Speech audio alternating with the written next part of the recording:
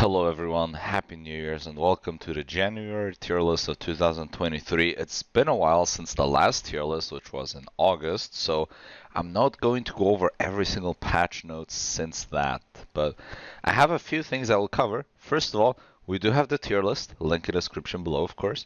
We will go over a Corrupteds and a Mists tier list. We will cover 2v2, 5v5 and 10v10 Hellgates and the meta comps at the moment. We will cover the top 10 most flexible / meta weapons and very briefly mention the current NDA. But let's start off with the Corrupteds tier list. Now, the reason I have a separate one for the Mists and for the Corrupteds is because certain things are better in the open world, and certain things are way better for escaping from multiple people, which is not a factor in Corrupteds. So, the same way I have a 5v5 Hellgates and a 5v5 Crystals tier list, they are different enough to warrant two separate categories. I think it's only fair to have a separate one for the Mists and for the Corrupteds as well. So here we have the two tier lists, Corrupteds and the Mists. A lot of the same weapons you'll see. There's some overlap here, but the difference is very subtle. So let's take the one-handed spear and the heron spear. I think that's a good example to explain why this is the case. So heron spear is nice. You have good CC. You can stun your opponent, sometimes in traps or lava as well. You have good dueling with the taproot and snapper. Now one-handed spear is kind of the same, but instead of a stun, you have mobility on the E. So if you think of a 1v2 situation, the one-handed spear is just way better for this purpose, because in Corrupted, you can stun the enemy, and you can kite. In Mists, you very rarely can stun both targets, but you can E away if you have one-handed spear. So there are factors that make certain weapons better for Mists versus Corrupteds, but one important thing is that in Mists, and I haven't seen many people do it yet, but I think people should start doing it, you can bring swaps. In Corrupteds, you can't. Now, this is one reason why I'm rating all curse staffs a little bit lower in Mists, because you can bring a tier 8 Guardian Helmet swap, always. But basically, you have certain criteria to meet in both game modes. In Corrupteds, it's taking advantage of the traps and the tight corridors, and there are no undead caves. So Wildfire is, for example, nice in Corrupteds because of the terrain, but Wildfire is not anywhere near as good in Mists because you have no mobility. And also, the game mode in Corrupteds is mostly about dueling or being able to catch the kite builds, which in this case like Warbows, Chill House, you know, stuff like that. Now in Mists, a big thing is being able to get out when in trouble, especially when there's T4 Bloodletter Rats around, or if you're getting 1v2, because it's open world again. So these are the factors you need to take in mind, and this is what led me to decide on this tier list. Again, we have a separate one for Corrupteds and for the Mists, but I think it is fairly accurate for both game modes. Again, I know there's other stuff that's decent, but I think assuming high IP, or assuming equal IP, I guess, and equal skill level, I think this is the current meta for Corrupteds and Mists. Now, one thing I will mention though is I think some people are overhyping and just overrating Death Givers in general. Now, don't get me wrong, I think it's meta for a reason. It's definitely S tier in Mists, but I think most people are just watching the streamers, you know, one or others going in 8-4, just completely dumpstering people. But I think what needs to be considered is they are very good players, and Death Givers is the best option if you want to farm PvP fame. That does not mean that Death Givers necessarily wins against most matchups at equal IP against equally skilled opponents. I think there are definitely builds that can beat it. Death Givers is a pretty safe option. You have mobility on the Q, you have the Shadow Edge, and you have a lot of damage on the E. But against another dueling build, you just can't win. You just have to run away and go elsewhere. That's the strength of Death Givers, is you have a lot of mobility with the Q and W. Even your E as well, honestly, his mobility can E through mobs just to get away. Give you that 1 second invis on top. Death Givers is just what you want to run if you want to farm PvP fame. But for dueling purposes, I think it's not the best. So don't get baited. Alright, so onto the Hellgates. Now let me know what you think about this new format. Rather than a tier list of weapons, I'll put one for compositions instead. I think this might work out better for the group content that is Hellgates. So obviously 2v2s and Demonic is OP.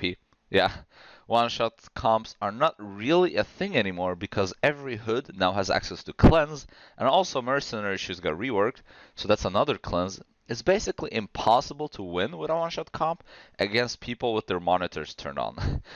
Also, lava is a big factor here compared to, let's say, 2v2 mists. There is no lava. Also, while on the topic, really quickly, 2v2 mists are not IP capped, which is a very big advantage to one-shot comps because the damage scaling is better than the defensive and health scaling. And also, you can reset, you can kite forever. But yeah, there are some decent one-shot comps they can still run, or double DPS comps, which are probably better, like Gloves and Bloodletter or double Gloves.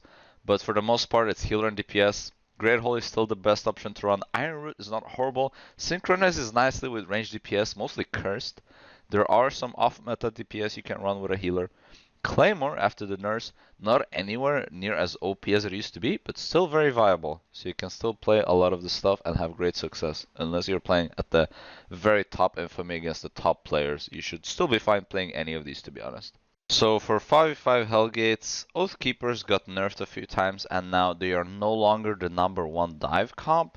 Forge Hammers swooped in and now are also a viable alternative and see played not only in the dive comp, but also in front to back instead of the standard carrion or glaive sometimes. Just very tanky option, strong melee DPS, good DPS output. Now, one shot is nowhere near as OP since the diminishing return changes on knockups make it so the Fists of Avalon one shot is not as OP anymore, but you can still run a one shot just with a spiked instead.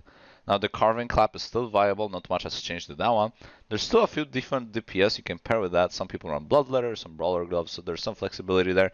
Now we also have the Dot Comp, but I think, yeah, just not the best in a faster meta like this where people half the time can hard counter you with a single Guardian Helmet especially.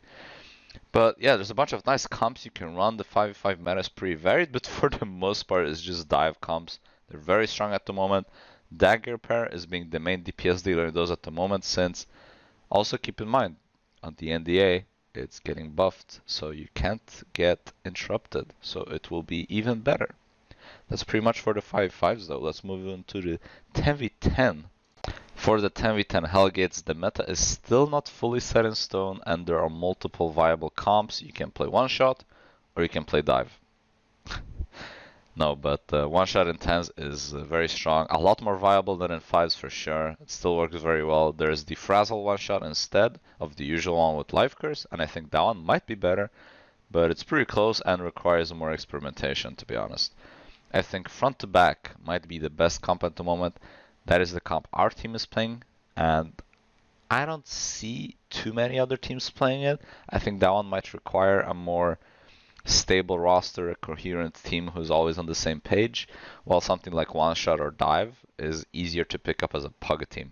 Maybe that is also part of the reason. But if you're interested in 10v10 content, you can obviously check any of my previous videos or any of the VODs on my stream. There you can find 10v10 content. And last but not least, we have the top 10 list based off of the most flexibility. I think it's not surprising to see Hellfall being #1, pretty much the most viable healing stick for almost every content. Still, even after many nerfs back when it was released, I think it would be nice to see the other healing sticks get some buffs, get some love for certain content at least, so Hellfall just doesn't dominate pretty much. Bloodletter, still super flexible even after the nerfs. Light Crossbow being meta in crystals again makes it jump up to being top 3. Mace, very flexible anywhere from being a tank in HCEs to being a solid tank option in small scale, group scale, CVZs, you name it. Also you can play it as a pseudo DPS option in 5v5 Hellgates, pretty solid. Heavy Mace on there as well. Very strong if you're doing any sort of group PvP content and you don't have a heavy mace, you are trolling now. The only reason one-handed mace is ranked higher is because it has a stun and is way better for PvE. That's pretty much it. Demon Fang, still strong after the nerfs, just solid for the current open world meta where you just run the enemy down and you keep clapping. Very solid for that type of playstyle, so it's not as OP or oppressive as it used to be. Doesn't really see play in 10s, for example, but still very solid, fits the ZVZ meta. And that's pretty much it for the meta tier list this month. I'm 100% sure I got some things wrong.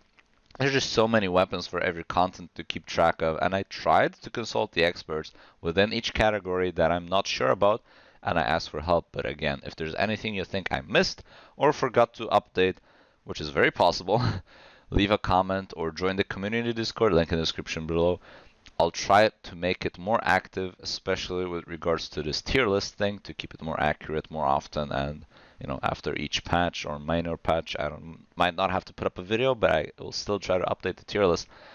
Again, it's a little late, but Happy New Year's, and I hope you have a good one, guys.